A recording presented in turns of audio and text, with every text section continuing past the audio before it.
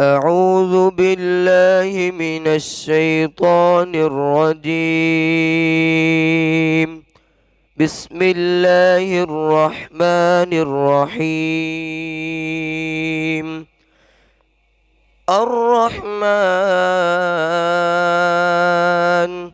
علم القرآن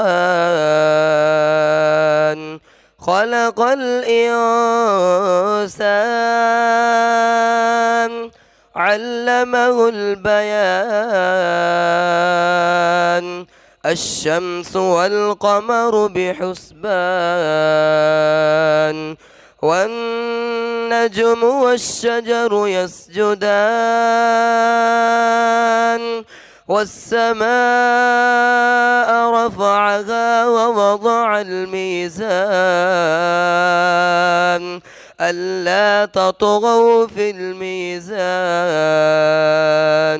وأقيموا الوزن بالقسط ولا تخسروا الميزان والأرض وضعها للأنام فيها فاكهة والنخل ذات الأكمام والحب ذو العصف والريحان فبأي آلاء ربكما تكذبان خلق الإنسان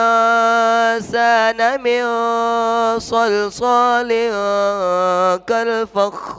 كالفخار وخلق الجان من مارج من نار فبأي آلاء ربكما تكذبان رب المشرقين ورب المغربين فبأي آلاء ربكما تكذبان مرج البحرين يلتقيان بينهما برزخ لا يبغيان فبأي آلاء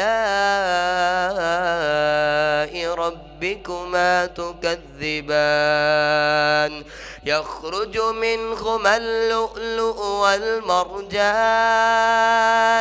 فبأي آلاء ربكما تكذبان وله الجوار المنشآت في البحر كالأعلام فبأي آلاء ربكما تكذبان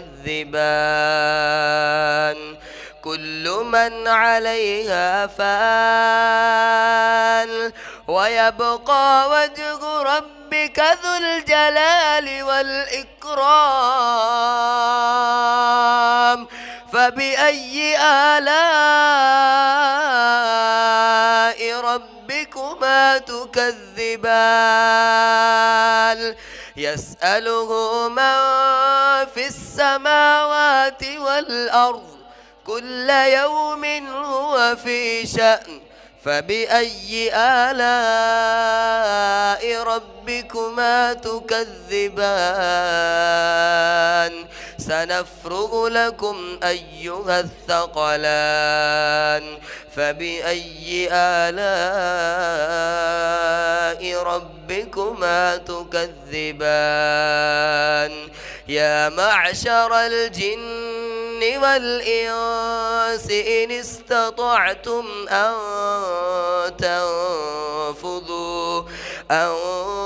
تنفذوا من أقطار السماوات والأرض فانفذوا لا تنفذون إلا بسلطان فبأي آلاء ربكما تكذبان يرسل عليكما شواظ من نار ونحاس فلا تنتصران فبأي آلاء ربكما تكذبان فإذا انشقت السماء فكانت وردة كالدهان فبأي آلاء ربكما تكذبان فيومئذ لا يسأل عن ذنبه إنس ولا جان فبأي آلاء ربكما تكذبان يعرف المجرمون بسيماهم فيؤخذ بالنواصي والأقدام فبأي آلاء ربكما تكذبان هذه جهنم التي يكذب بها المجرمون يطوفون بينها وبين حميم آن فبأي آلاء ربكما تكذبان ولمن خاف مقام ربه جنتان فبأي آلاء ربكما تكذبان ذواتا أفنان فبأي آلاء ربكما تكذبان فيهما عينان تجريان فبأي آلاء ربكما تكذبان فيهما من كل فاكهة زوجان فبأي آلاء ربكما تكذبان متكئين على فرش بطائنها من استبرق وجنى الجنتين دان فبأي آلاء ربكما تكذبان فيهن قاصرات الطرف لم يطمثهن إنس قبلهم ولا جان فبأي آلاء ربكما تكذبان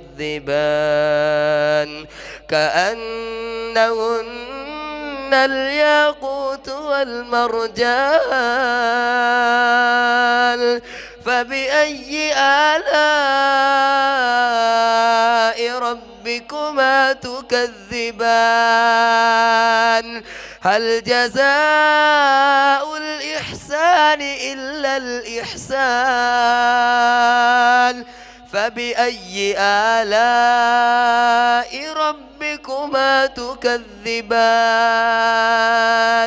ومن دونهما جنتان فبأي آلاء ربكما تكذبان مدهامتان فبأي آلاء ربكما تكذبان فيهما عينان نضاختان فبأي آلاء ربكما ربكما تكذبان فيهما فاكهة ونخل ورمان فبأي آلاء ربكما تكذبان فيهن خيرات حسان فبأي آلاء ربكما تكذبان حور مقصورات في الخيام فبأي آلاء ربكما تكذبان لم يطمثهن إنس قبلهم ولا جان فبأي آلاء ربكما تكذبان متكئين على رفرف خضر وعبقري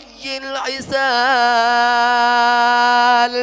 فبأي آلاء ربكما تكذبان